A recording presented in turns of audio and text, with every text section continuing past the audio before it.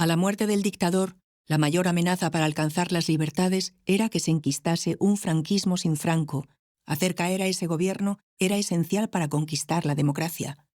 Solo en los 3 primeros meses de 1976 hubo 17.721 huelgas.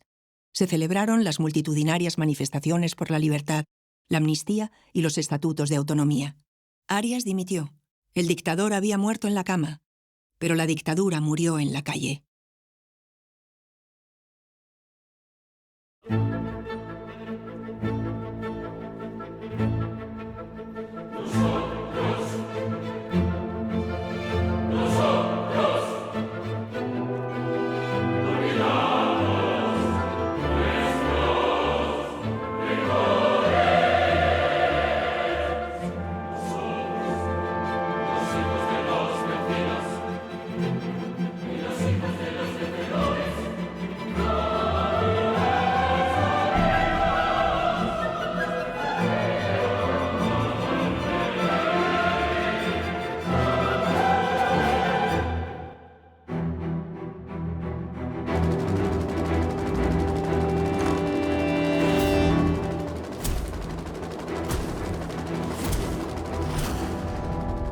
Quisiera, en mi último momento, unir los nombres de Dios y de España y abrazaros a todos para gritar juntos por última vez, en los umbrales de mi muerte: ¡Arriba España! ¡Viva España!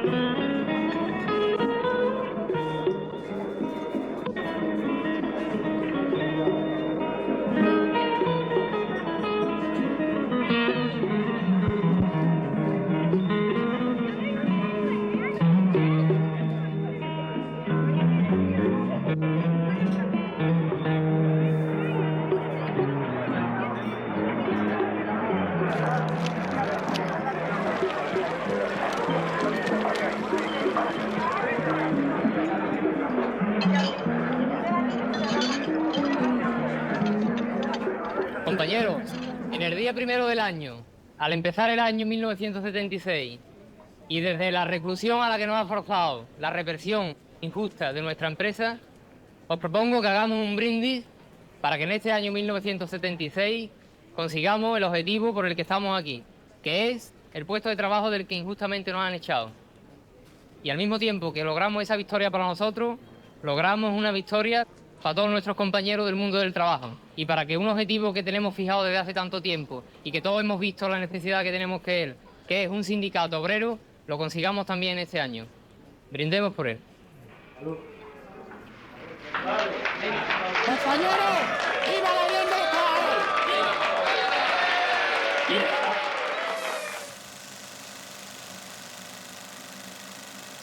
Bueno, a la muerte de Franco, la situación, el país estaba inmerso en una situación económica, una crisis económica muy grave. La inflación ha sido enorme. En los 2 últimos años que duraba la crisis, el IPC había superado más del 20%. En la cesta de la compra se había superado el 30% los productos básicos. Las medidas que había tomado el gobierno de Arias Navarro no habían servido de nada. Había sido de hecho una congelación salarial y a la vez había permitido una libertad de subir los precios en todos los productos. En 2 años de dificultades hemos consumido más de lo que hemos producido. Hemos trabajado menos y no más como era necesario. Hemos asistido a una carrera verdaderamente desmesurada entre precios por un lado y sueldos y salarios por otra. Si desde hace 2 años estamos viviendo por encima de nuestras posibilidades, habremos de tender primero con austeridad a consolidar esos niveles y solo después, a medio plazo, podremos aspirar a mejorar los actuales niveles de bienestar. Muchas gracias.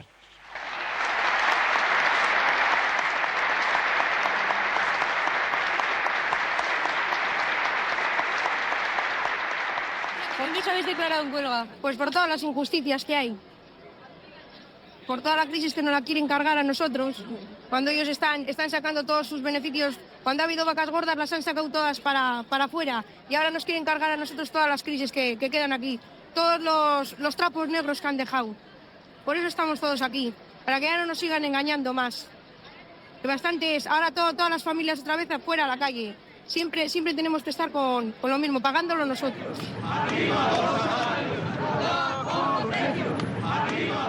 En el gobierno de Arias Navarro, que era el primero de la monarquía, participaban Fraga y Areilza, entre ellos. En el gobierno había 2 tendencias muy parecidas, que las dos querían el mismo objetivo, que era que no cambiara mucho el sistema, en el cual pudiera seguir las instituciones del régimen efectuadas con pequeños retoques. Había las 2 corrientes, la reformista, que la intentaba encabezar Areilza y Fraga Iribarne, y la más conservadora, que era los auténticos herederos del viejo régimen. Rechazado el riesgo de una interpretación revisionista de la reforma, os corresponde la tarea de actualizar nuestras leyes e instituciones como Franco hubiera deseado, sincronizándolas con las exigencias de esta etapa histórica. Estoy seguro de que estas razones han influido poderosamente en la decisión del rey cuando resolvió prorrogar esta legislatura, y estoy absolutamente convencido de que todos vosotros, que no ignoráis que los enemigos de España están alerta, sabréis de poner en este empeño toda mira personal ante los supremos intereses de la patria. Acaba de terminar el discurso del presidente del gobierno, que ha durado aproximadamente 80 minutos y que ha sido interrumpido en 18 ocasiones por los aplausos de los torturadores. Pues hizo un discurso muy bien, porque hablaba muy bien, muy bonito, muy bien hecho, pero en el cual, creyendo dar una prueba de que él iba a hacer esa reforma, pues se quedó corto en todos los extremos. Es decir, le aplaudieron con entusiasmo porque habló pues de Franco, del franquismo, con una normalidad como si hubiese existido todavía esa situación. Y claro, le aplaudieron mucho porque eran todos los procuradores nombrados de dedo. De modo que realmente pues la posición de él no pudo ser más clara y más transparente. Lo que sentía era eso, lo que sentía la Cámara era también eso. Los trabajadores lo que no están dispuestos a aceptar es ningún tipo de tregua, porque a los trabajadores nadie les da tregua, ni en las empresas ni fuera de ellas. A los trabajadores no se les da tregua con la subida de los precios, a los trabajadores no se les da tregua cuando se les detiene, a los trabajadores no se les da tregua cuando se les despide de las fábricas. Es una prueba de cinismo el pedirle tregua a los trabajadores. Nosotros podríamos preguntar a los patronos si ellos están dispuestos a dar tregua a los trabajadores dentro de las fábricas, a dejarles de explotar solamente un día, o al gobierno si está dispuesto a dejar que los trabajadores se reúnan, creen su propio sindicato, los saque de las cárceles, etc. Vivan profesionales y campesinos, a ver si abrimos juntos nuevos caminos, que vengan, que vengan pronto a Madrid, que vengan, En Getafe, por ejemplo, había una situación muy conflictiva. Estaban en huelga las grandes empresas del metal, empresas del transporte. En Getafe estaba Casa, estaba John Deere, estaba Standard.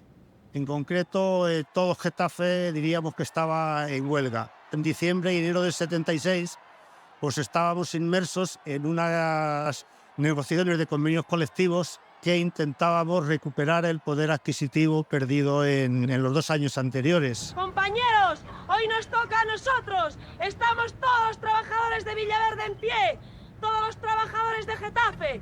Nosotros estamos dispuestos a salir a la calle. Compañeros, ¡viva la clase obrera! ¡Viva! El pueblo unido jamás será vencido. El pueblo unido jamás será vencido.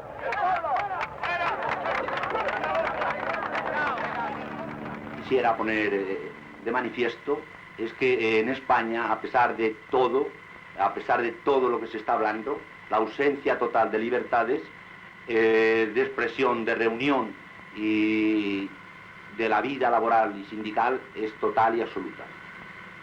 Esta situación de huelga general en Getafe ha roto totalmente la posición de los empresarios, que de tener una posición de no querer negociar de ninguna manera con los trabajadores sus plataformas reivindicativas, en las cuales se incluyen 3 aspectos fundamentales, como es la ruptura del decreto de congelación salarial con aumentos salariales, la amnistía y la libertad sindical. En algunos casos ha planteado, como en Siemens, en Casa, etcétera, la negociación directa con los trabajadores. Presentada esta postura por los representantes sindicales a los trabajadores en asambleas, la contestación rotunda y clara ha sido que no se negociará nada con los empresarios en tanto y cuanto la normalidad en la zona no exista. La normalidad para los trabajadores consiste en apertura total de las fábricas y, por otra parte, que no quede en la zona ni un solo despedido ni sancionado. Getafe, 20.000 obreros en huelga. Se vive la huelga general. Se alteró su ritmo diario. Ahora, lo cotidiano es la policía y la Guardia Civil patrullando. Lo cotidiano es la manifestación pública en la calle de 2 conceptos antagónicos, fascismo y libertad.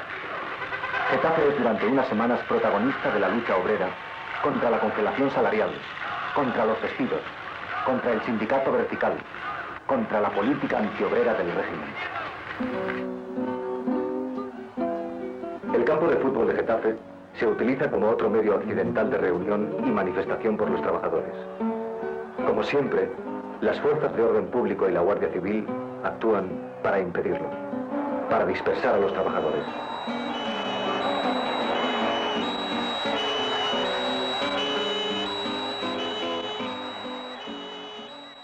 Durante las vacaciones de Navidades, pues remitió el tema de las huelgas, pero llegamos a enero y el día 5 de enero se despierta Madrid con una huelga del metro. ¿Por qué no avisaron ustedes con anticipación?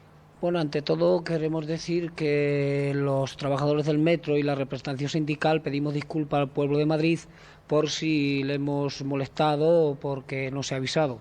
La verdad es que estas cosas, después de 5 meses de negociaciones, creemos que, en fin, que no es cuestión de avisar o no avisar. Fue espontáneo. Fue espontáneo. O sea, los trabajadores en una asamblea decidieron ir a la huelga, pero que no se avisó ni se dejó de avisar, puesto que eso fue una cosa espontánea salida de los trabajadores de la asamblea. Creo que estos señores, si es justo lo que piden, pues que se lo den.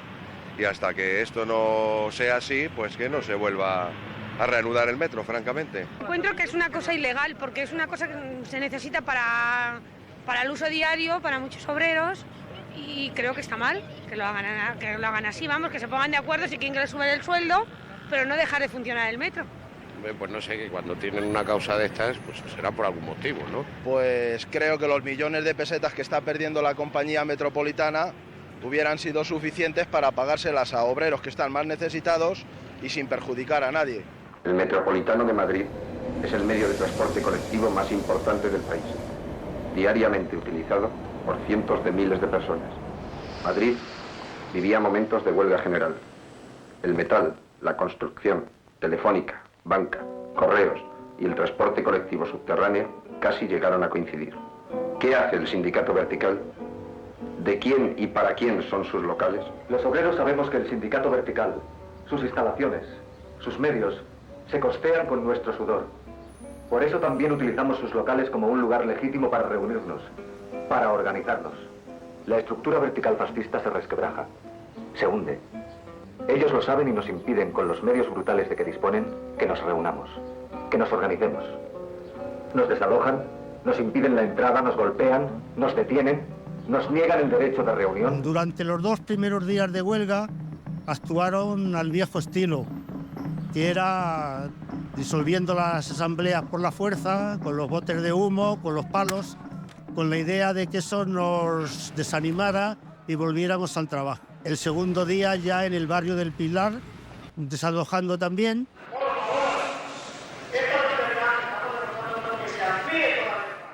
Pero eso se dieron cuenta de que no nos desanimaba y seguíamos sin ir al trabajo. La respuesta nuestra de esos desalojos fue convocar más públicamente el sol, sacar más la huelga a la luz pública para conseguir más solidaridad. Lamentamos tener que andar reuniéndonos en las iglesias, dado que se nos está negando constantemente los locales sindicales.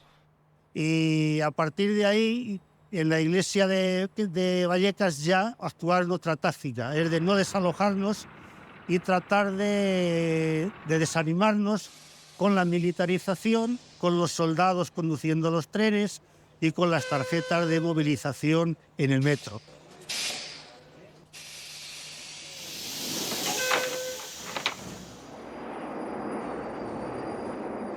También había opiniones de empresarios que decían que el sindicato vertical ya no les garantizaba una paz social, es decir, que también en esa etapa el gran empresariado un poquillo más aperturista se fue empezando a desgajar del régimen.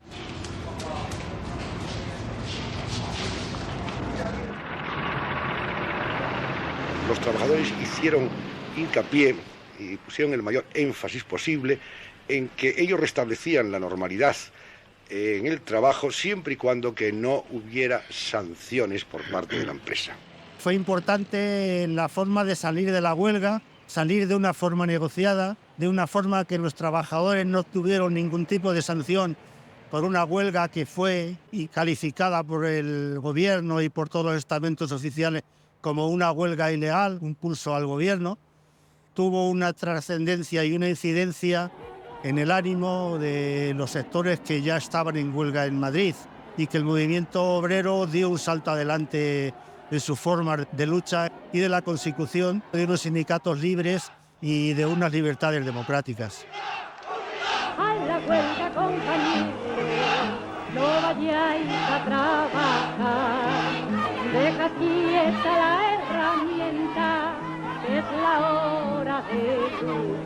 A la huelga 10, a la huelga 100, a la huelga madre yo voy también, a la huelga 100, a la huelga 1000, yo por ellos madre y ellos por mí.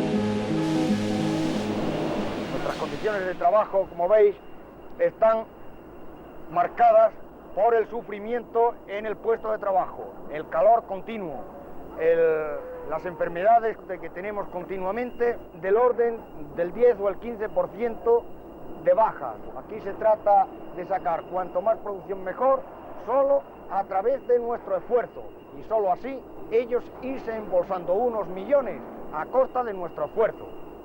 Hemos comprobado cómo los organismos oficiales, como son sindicatos, delegación de trabajo, no atienden para nada nuestras aspiraciones y están al servicio de la patronal. La unidad nuestra con la huelga es la única forma de romper con todos esos decretos leyes, con ese gobierno que durante 40 años nos está esclavizando, están sacando las empresas grandes beneficios y nosotros estamos cada día muriéndonos más en el puesto de trabajo. Llegamos aquí ya 5 meses, casi los 5 meses, durmiendo de cualquier manera. Unos en el taller, otros arriba en las oficinas, otros en vestuarios, y todavía suponemos que será el límite porque esperamos pronto la solución será un carnet de paro. cómo y por qué se está desarrollando la huelga de la Forsa. Nuestra huelga empezó el 11 de noviembre de 1975 por un problema muy concreto, que fue el que un ingeniero que hacía 15 días que había entrado a la empresa despidió a un compañero que llevaba 10 años en la misma. Un momento que recuerdo con mucha emoción es justamente en la huelga de la Forsa, cuando hay el paro general. Ese paro general, muchas empresas, los trabajadores salen a la calle y van pasando por las empresas que eran más reticentes al paro, entre otras en la que yo trabajaba. Nuestra empresa, para quedar bien con el resto, el gerente nos plantea que vamos a parar, para que no haya problemas, vamos a parar y nos vamos a salir al patio.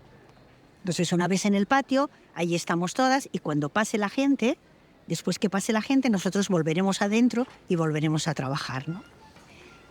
Y entonces, bueno, salimos todas al patio y cuando estamos en el patio, yo le digo, y empieza la gente a pasar, yo le digo al gerente que abra la verja, que yo quiero salir.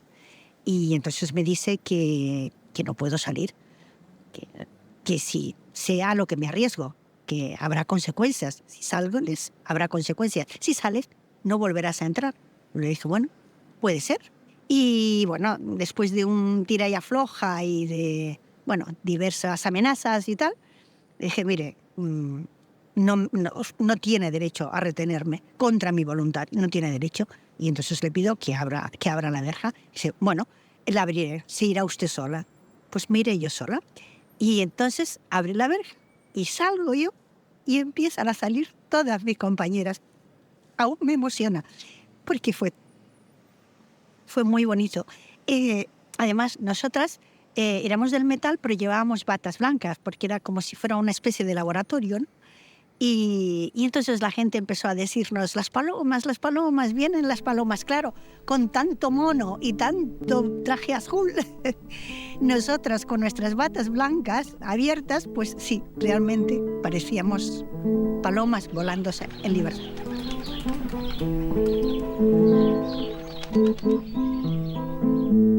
En Cornellá ha sucedido algo que se ha de contar.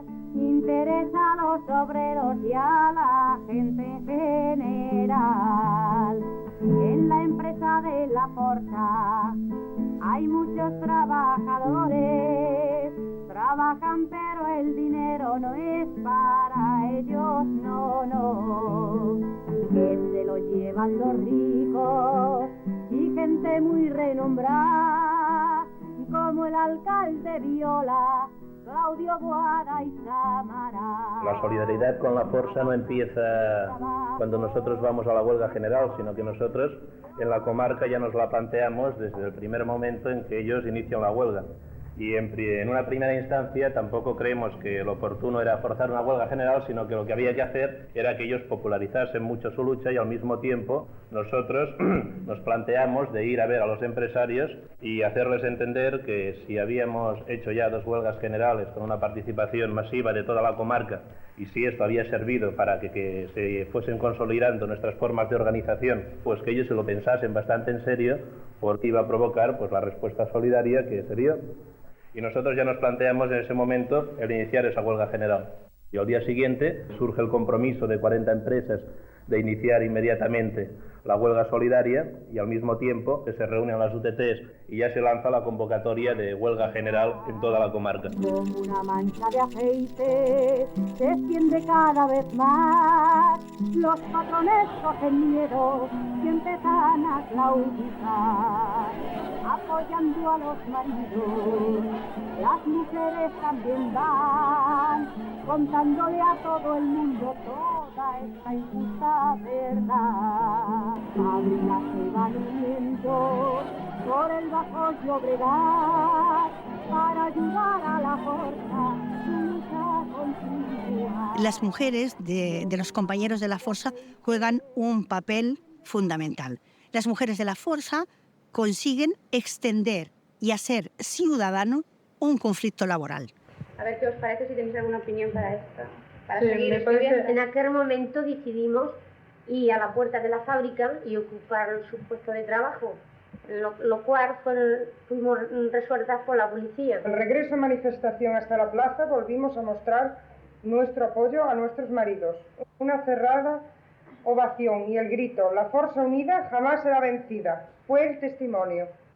Sí, desde aquí nos fuimos directamente al sindicato, estuvimos explicando cómo iba todo lo de la fuerza y desde allí volvimos a salir todos en manifestación hacia la iglesia, donde la policía al bajar nos cortó con sus porras, empezaron a pegar palos y tuvimos que salir corriendo.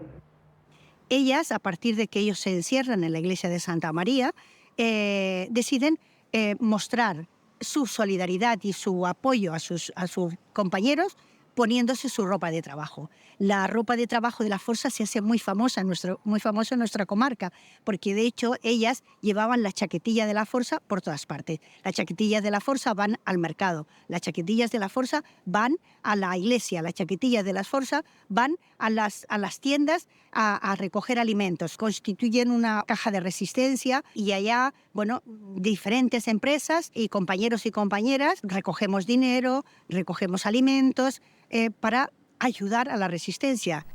Bueno, yo os voy a decir poco, pero para que todos sepáis poco más o menos por dónde van las cuentas. Es decir, yo voy a dar la cifra de gastos generales, digamos, de Colomato y dinero que se ha repartido. Son 2.996.781 pesetas. La recogida total aproximadamente son 5.071.000, menos 3.032.562, quedan aproximadamente 2.038.438 pesetas. Y nada más, suerte para todos. Lo más importante que estamos viviendo no ha sido la victoria de la fuerza. Estamos seguros que hemos vivido la victoria de la clase trabajadora contra el régimen.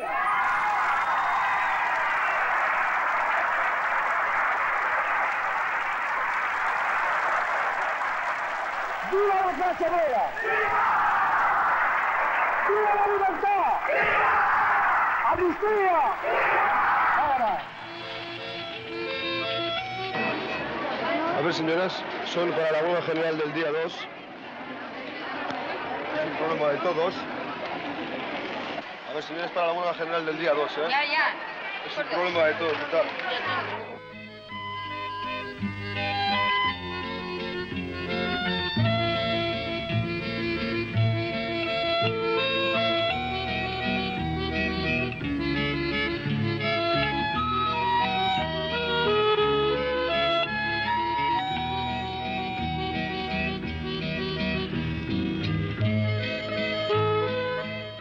En estos momentos es absolutamente imprescindible el que apoyemos esta propuesta de negociación con todas las acciones y movilizaciones y presiones delante del gobierno y de la banca para intentar desbloquear esta situación del gobierno. De acuerdo con esta propuesta de ir a concentración a Bilbao delante del Banco de Vizcaya y mantener una actitud de paro absoluto hasta mañana a las 6 de la mañana, que levanten la mano. Los que están en contra, que levanten la mano.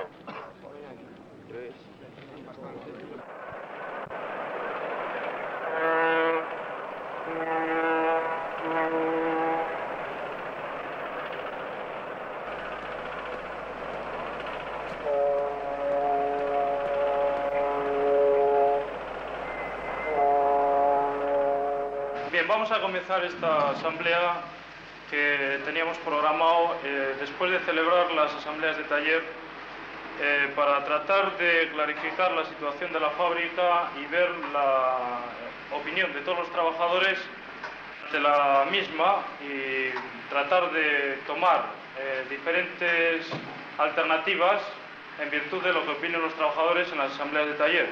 Digo que nos reafirmamos en la postura del paro indefinido, bloqueo total y como acción una encerrona indefinida. Segundo, para mañana programamos un paro con la Asamblea o un paro con encierro, como forma de presión ante el Consejo de Ministros. Sobre la huelga general decimos que no tenemos que venir al trabajo respetando los transportes y acudir a concentraciones si se programan. Nos politizó la asamblea y la asamblea fue escuela, un oasis de vida, rompió el mutismo y el individualismo que la fábrica había. Nos sinceramos y entonces empezamos a conocernos entre nosotros, ¿no? Y crear piña. Cada empresa tenía su iglesia para las asambleas particulares y las asambleas generales tenían lugar en la parroquia de San Francisco 2 veces por semana. La asamblea marcó unos caminos políticos muy importantes. Dejar a un lado y tumbar el sindicato y las instituciones laborales del franquismo. Erigir la asamblea en único órgano de decisión. Intentar controlar y cambiar el sistema educativo oficial. Manifestar los problemas de la seguridad social. Llamar al resto de los oprimidos, estudiantes, amas de casa, el resto de los obreros y a todos los explotados por las instituciones capitalistas. Muy de mañana se manifestaron las mujeres en Zaramaga, siendo violentamente disueltas por la policía. Cerró casi todo el comercio para el mediodía. Se pararon todas las empresas y las calles se iban llenando de barricadas. Toda la ciudad se iba sumando a la huelga.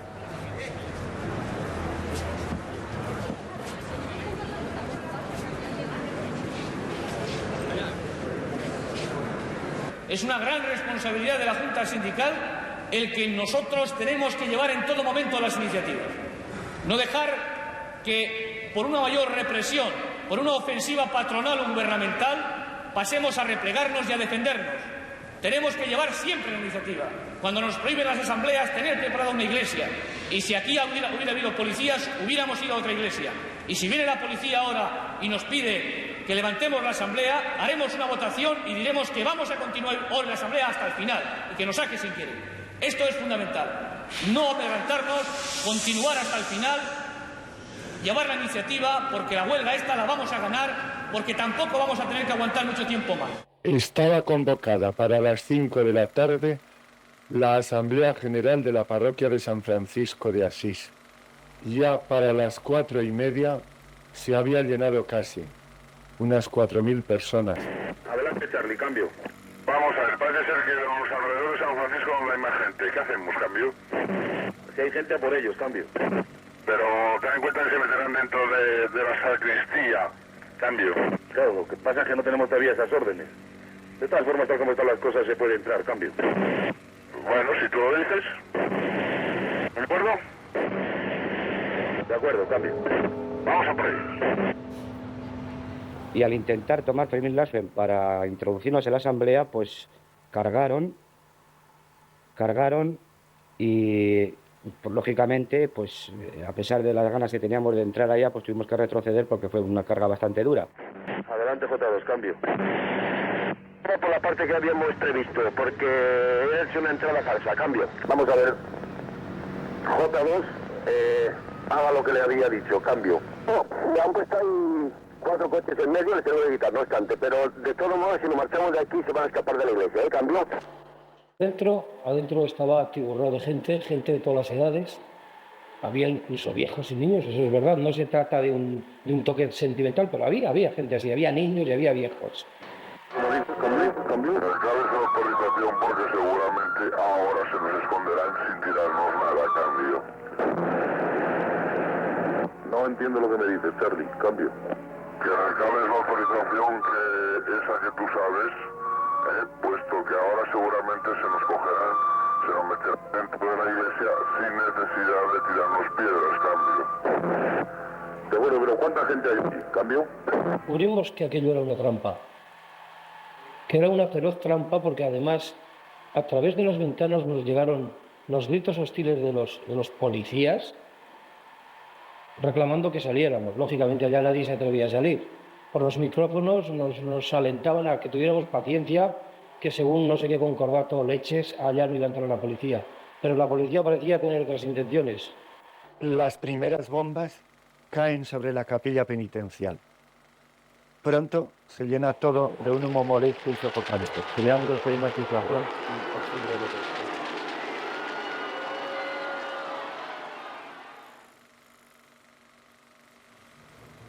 Esto fue horroroso. Estaban unas 15.000 personas fuera y 5.000 dentro de la iglesia.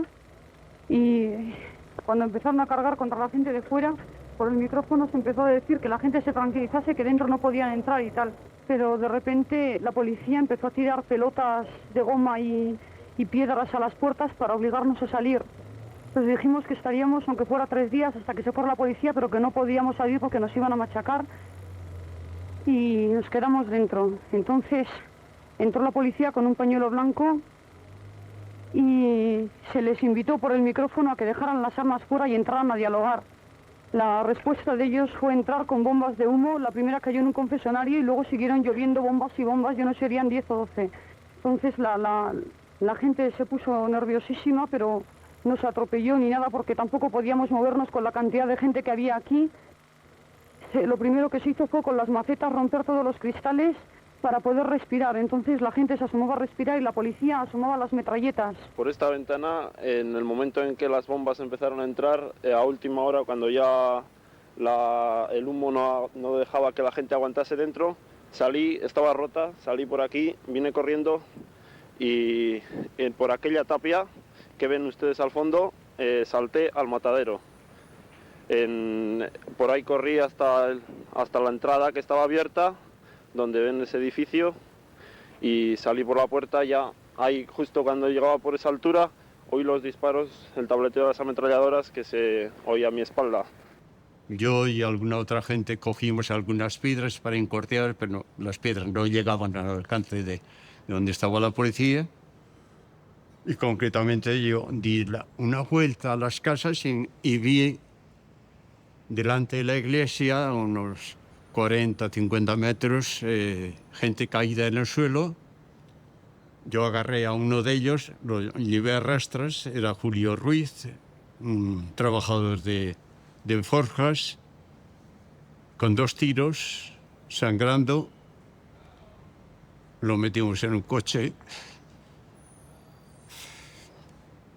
y lo mandamos al hospital.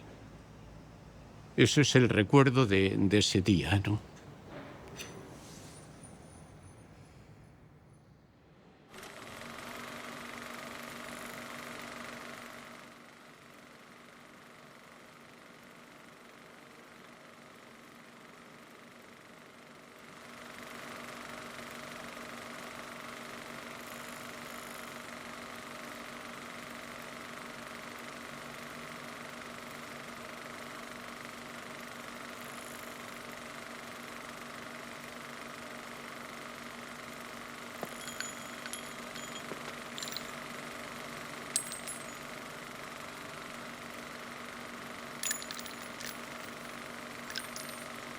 Los empresarios hoy se llenan con 20 millones.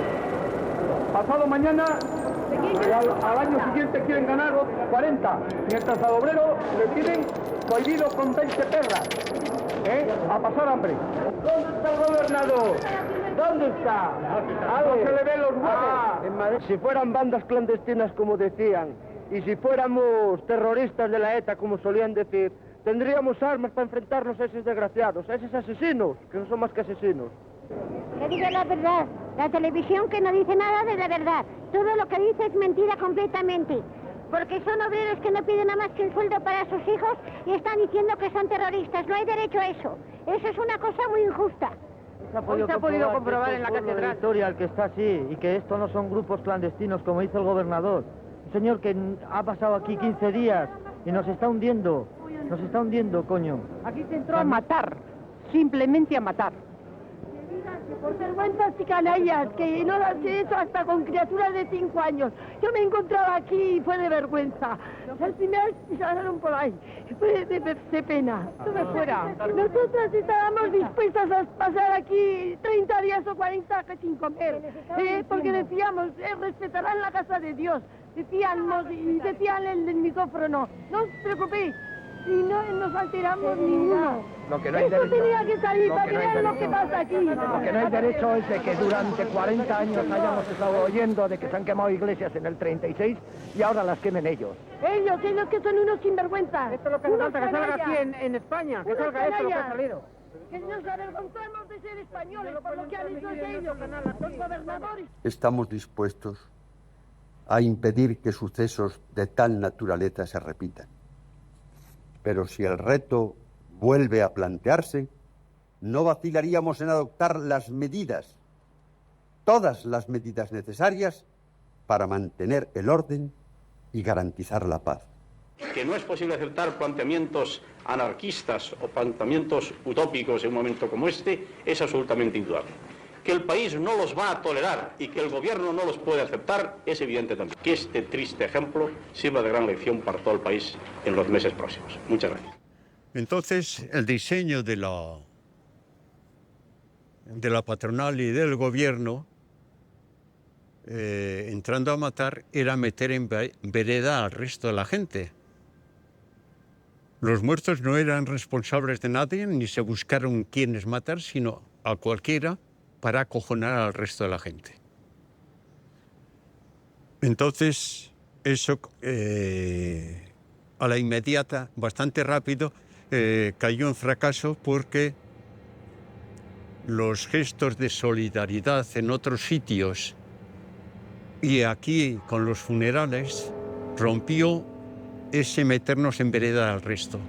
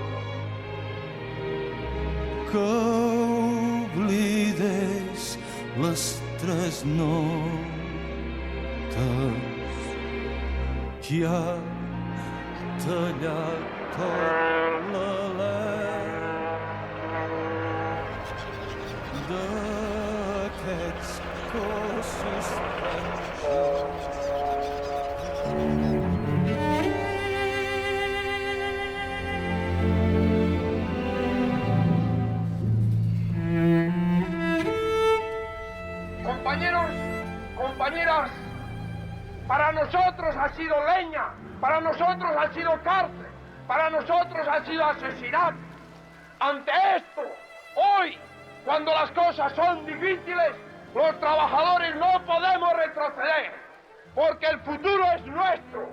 Exigimos que el primer derecho democrático y básico es el puesto de trabajo y construir una nueva sociedad en la que el hombre no esté explotado por el hombre y la libertad a todos los niveles sea la base de la sociedad.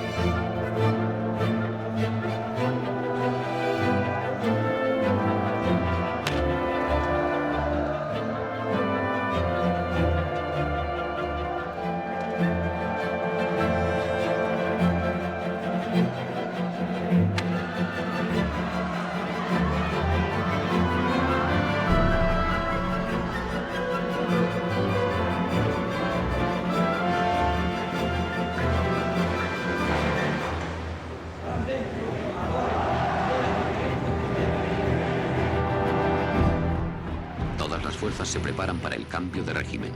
La transición hacia la democracia empieza en aquel momento.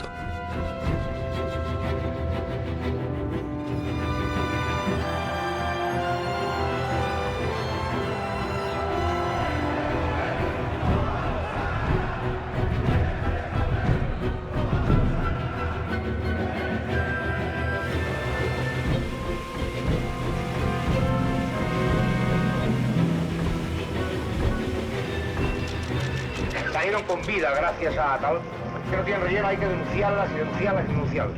Y amigo, tiene más cuenta que se mate un tío o dos, porque de llevar esa condición de seguridad y en todo. Fue cosa ya del...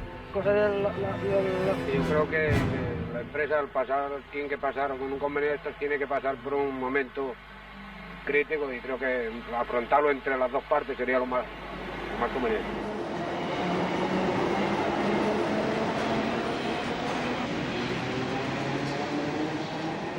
Espagne, alors que Juan Carlos effectue un voyage officiel en Andalousie, à Madrid, les principales forces d'opposition viennent de signer un accord pour lutter pour la liberté syndicale, la liberté politique et l'amnistie. Mais hier, la police a interdit la conférence de presse au cours de laquelle devait officiellement être annoncée la création de la coordination démocratique qui regroupe la Junte démocratique à prédominance communiste et l'agence de conservatoire démocratique où se retrouvent les socialistes et démocrates chrétiens. Geste politique important puisque pour la première fois depuis la guerre civile, les principaux syndicats et partis tentaient ainsi de définir une sorte de programme commun. On nous disait, vous êtes incapables de vous unir. Jamais l'opposition espagnole ne sera unie. Eh bien, nous sommes unis. Pour caractériser l'état de l'opinion publique aujourd'hui en Espagne, je pense qu'on peut dire que l'immense majorité de notre peuple, 90 ou 85% des Espagnols, sont aujourd'hui d'accord pour un changement démocratique tchèquement.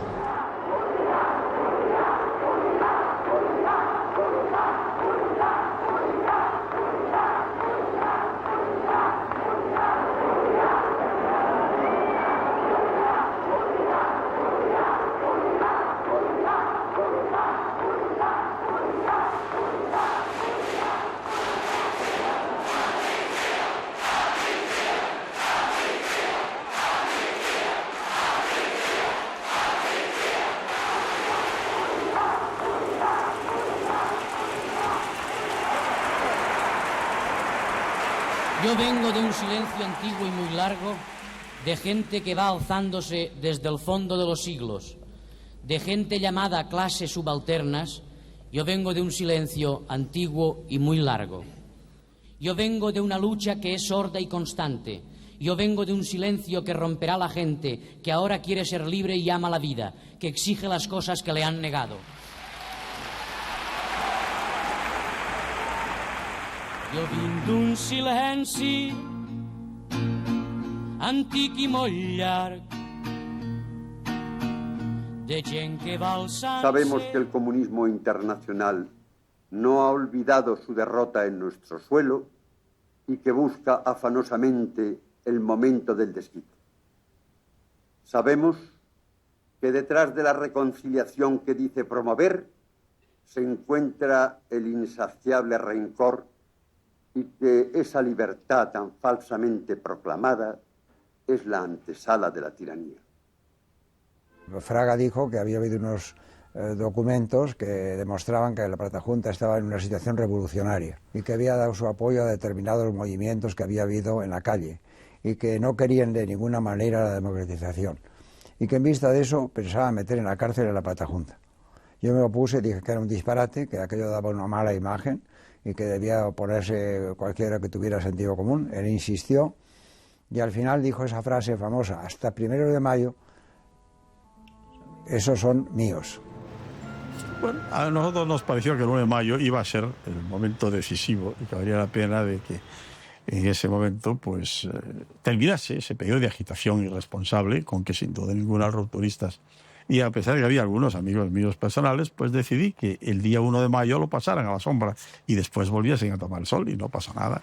Este es una constatación más de cómo la clase trabajadora está conquistando en su práctica diaria las libertades, de cómo la clase trabajadora está imponiendo el derecho de reunión, de cómo la clase trabajadora está imponiendo el derecho a asociación sin esperar a que éste sea reconocido legalmente. El derecho arrancado a nuestra Unión General de Trabajadores al celebrar su congreso en Madrid permite a su vez a los periodistas avanzar un paso en su lucha por la libertad de expresión, informando de forma amplia y correcta sobre un acontecimiento que traspasa la legalidad misma del sistema. En la conquista de la libertad para todos los españoles, en la perspectiva de la construcción de una sociedad nueva que elimine la explotación del hombre por el hombre y aúne la democracia política con la económica y social. Por eso no tenemos vacilación al exclamar: ¡Viva la unidad de los trabajadores! Los partidos políticos proscritos, perseguidos hasta la muerte, hacen su aparición pública. El Partido Socialista Obrero Español abre su congreso con la asistencia de Mitterrand, Olof Palme y Pietro Nenni, el viejo combatiente de la Guerra Civil. El Partido Socialista Popular y la Federación de Partidos Socialistas celebran su primer congreso. Sin embargo, el PCE sigue prohibido. Todo el mundo lo sabe y lo estamos pregonando ahora. La democracia no se hará sin nosotros. Exactamente. La democracia no se hará sin el Partido Comunista.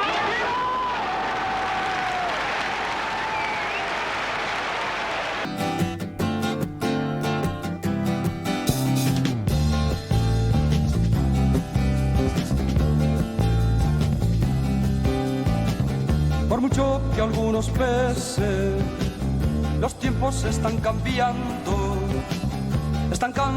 los tiempos, agárrense que aquí va. En 3 palabras diría que antes de las huelgas estábamos, por una parte, explotados, por otra parte estamos divididos y por otra parte estábamos sometidos.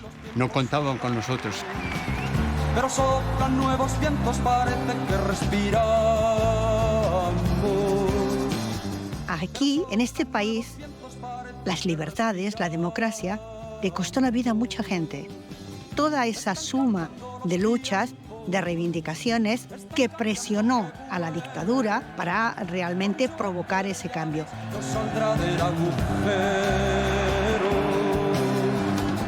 Están cambiando los tiempos. Están cambiando, qué bueno. Por mucho que le llaméis, no saldrá del agujero. El papel del movimiento obrero en la caída de Ari Navarro yo creo que fue fundamental.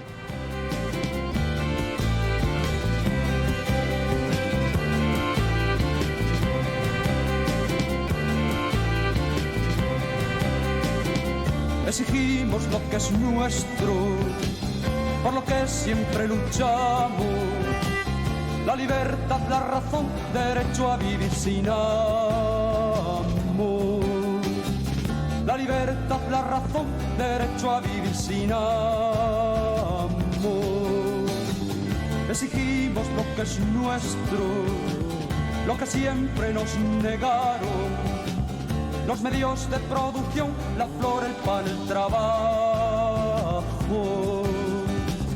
Los medios de producción, la flor, el pan, el trabajo. Están cambiando los tiempos, están cambiando, qué bueno. Por mucho que le llaméis, no saldrá del agujero. Están cambiando los tiempos, están cambiando, qué bueno. Por mucho que le llaméis, no saldrá del agujero.